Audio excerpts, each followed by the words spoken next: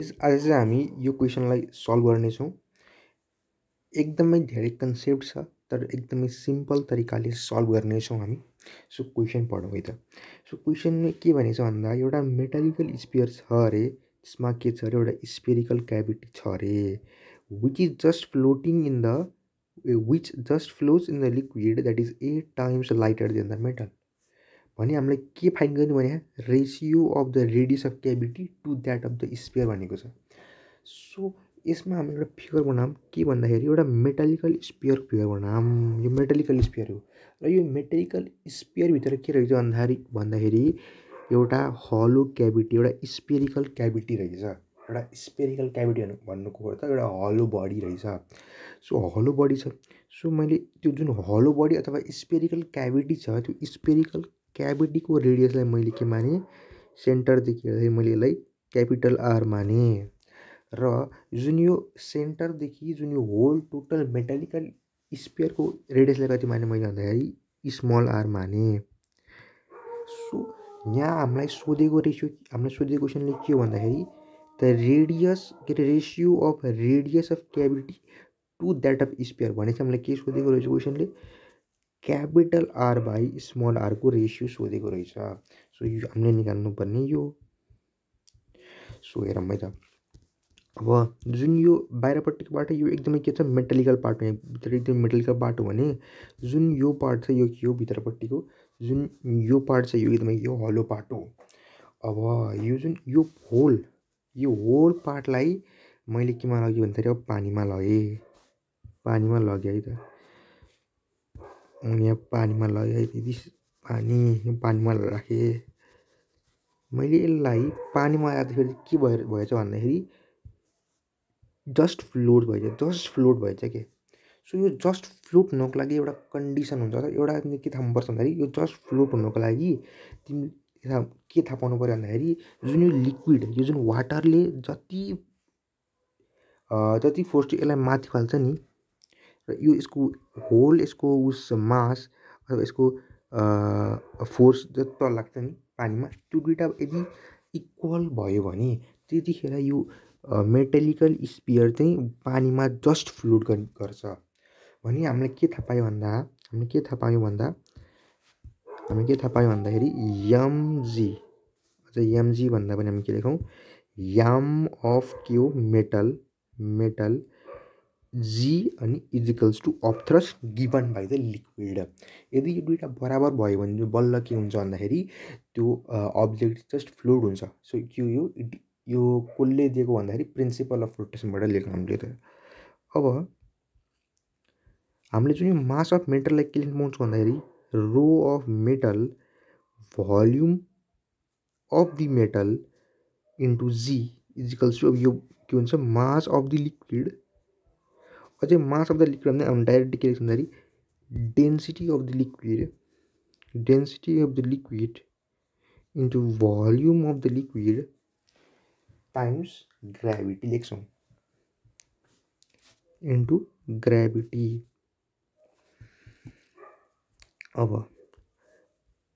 यहाँ क्वेसनले अब के दिएको छ भन्दाखेरि हामीलाई यो यहाँ के दिएको छ भन्दाखेरि यो जुन मेटालिकल स्फियरको डेन्सिटी छ के भन्दाखेरि यो metallical sphere just in the liquid which is 8 time lighter than the metal. भनेपछि लिक्विड चाहिँ 8 times lighter than the metal छ भनेको छ। यो भन्न खोजेको हामीले डेन्सिटीको टर्ममा एक्सप्रेस गरेको हामीलाई यो क्वेसनलाई त। त्यो भनेको के भन्दाखेरि डेन्सिटी अफ मेटल चाहिँ डेन्सिटी अफ लिक्विड भन्दा 8 टाइम के छ हेभियर छ भनेको। सो हामीले यो लेख्न पायौँ, यो यति पार्ट लेख्न पायौँ हो। यही पार्टलाई मैले यहाँ लेख्दाखेरि के लेख्न पाएँ मैले यहाँ 8 density of liquid into volume of metal into g, अथवा जीलाई हामीले क्यान्सल गरौँ यहाँ जी के भयो यहाँ अब जी र जी क्यान्सल आउट भयो। बाँकी रह्यो यहाँ liquid into volume of liquid, यो भोल्युम हो त भोल्युम अफ लिक्विड। अब यो हाम्रो चाहिँ यहाँ यो लिक्विड र लिक्विड पनि क्यान्सल आउट भइयो। एकैछिन है त म यसलाई हल्का फरकले काट्नु पऱ्यो यता। जस्तै यो र यो पनि क्यान्सल आउट गइदियो भने अब बाँकी रह्यो के त भन्छ भने 8 times Vm, that is volume of metal, is equals to volume of liquid बाँकी रह्यो। अब हामीलाई के थाहा, भोल्युम अफ स्पियरको फर्ममा थाहा हुनु पऱ्यो यहाँ। सो भोल्युम अफ स्पियर भनेको के हो, भोल्युम अफ स्पियर भनेको V is equals to 4/3 pi r cube हुन्छ। अब यहाँ हामीले के लगाउनुपर्छ भन्ने फर्मुला यहाँ। सो यहाँ के हुन्छ भन्दाखेरि तिमीले जहिले पनि कन्सिडर गर्दाखेरि भोल्युम कन्सिडर गर्दा जहिले पनि तिमीले के कन्सिडर गर्ने भन्दाखेरि मेटालिकल पार्ट, होल एउटा सोलिड पार्टलाई कन्सिडर गर्ने हो, हलो पार्टको भोल्युम कन्सिडर गर्ने होइन। भनेपछि यदि यो होल मेटलको भोल्युम, यदि यो होल मेटालिकल स्पियरको भोल्युम 4/3 पाई आर क्युब हुन्थ्यो भने यो जुन यति पार्ट त के छ हाम्रो हलो छ हो, त्यति पार्ट अब हामीले घटाइदिन्छौँ। सो के भयो हाम्रो फर्मुला यहाँ भन्दा 4/3 पाई, यो ठुलो पार्टलाई लेख्छ फेरि 4/3 पाई आर क्युब। अनि भोल्युम अफ लिक्विडमा त हामीले के लेख्नु पऱ्यो भन्दाखेरि 4/3 पाई आर क्युब लेख्नु पऱ्यो। अब यहाँबाट यो 4/3 कमान आउँछ, पाई कमान आउँछ। सो मैले यसलाई मैले यहीँबाट काटिदिएँ, 4/3 पाईलाई मैले यहीँबाट काटिदिएँ, यति बाँकी रहने रहेछ। सो के आउँदो रहेछ भन्दाखेरि 8r cube minus 8r cube is equals to r cube हुँदो रहेछ। यसरी यहाँ मिस्टेक भइजान्थ्यो भने नोटेसन यो जुन छ नि, हामीले यो आर चाहिँ के कन्सिडर गर्ने, होल एउटा स्पियरको रेडियसलाई कन्सिडर गर्नुपर्छ। यहाँ यो आर क्यु हुन्छ, यो चाहिँ स्मल आर हुने हो। किन लेख्यो भन्दा भन्छु। अब यो आर चाहिँ सिम्पल क्यालकुलेसन के हुन्छ भन्दाखेरि यहाँ 7r cube is equals to 8r cube हो। हामीलाई के को रेसियो देखा भन्दाखेरि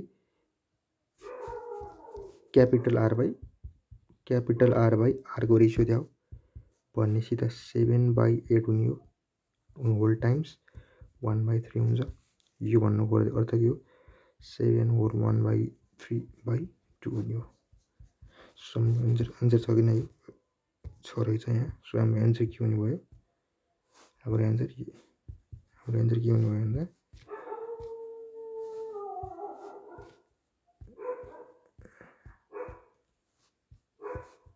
यो हुने भयो त हाम्रो एन्सर। सो बुझ्यो त। सो यति थियो हाम्रो र जुन यहाँ छ नि, यहाँ हामीले किन चाहिँ यो पार्टमा हामीले किन चाहिँ यो स्मल आर लियौँ, किन चाहिँ हामीले क्यापिटल आर लियौँ भन्दाखेरि यहाँ हामीले यो जुन यो वाटरमा जुन यसले फ्लोटिङ गरे नि, फ्लोटिङ गरेको कारण के भन्दा यो होल बाहिरपट्टिको भोल्युम चाहिँ नि यो होल भोल्युमको कारणले हो। त्यस कारण हामीले के लियौँ, आर लियौँ। सो यो होललाई कन्सिडर गर्दाखेरि यसले जति भोल्युम अफ वाटर, जति भोल्युम छ नि यो यहाँ गर्दा यसले पानी डिस्पेस गर्छ नि, त्यति नै हामीले के गर्ने, त्यही भोल्युम हामीले के गर्ने कन्सिडर गर्नुपर्छ। त्यही भएर हामीले लिएको स्मल आर। सो यति हो सल्युसन। सो एकदमै कम्प्लेक्स देखिन्छ तर गर्नुमा एकदमै के छ भन्दाखेरि सर्ट एन्सर यति सल्युसन छ एकदम। एन्ड दिस इज एकदम इम्पोर्टेन्ट फर के त भन्दाखेरि के को लागि, मेनली फर एनइबीको लागि इम्पोर्टेन्ट हुन्छ यस्तो खालको क्वेसन, र सिईको लागि पनि एकदमै इम्पोर्टेन्ट क्वेसन हो। एनइबीको लागि पनि इम्पोर्टेन्ट छ, इन तिम्रो 3 मार्क्सको लागि यता। So this much in the video. So अरू यस्तो इम्पोर्टेन्ट क्वेसनहरूको भिडियो ल्याउनेछु। Please like, share and subscribe the video.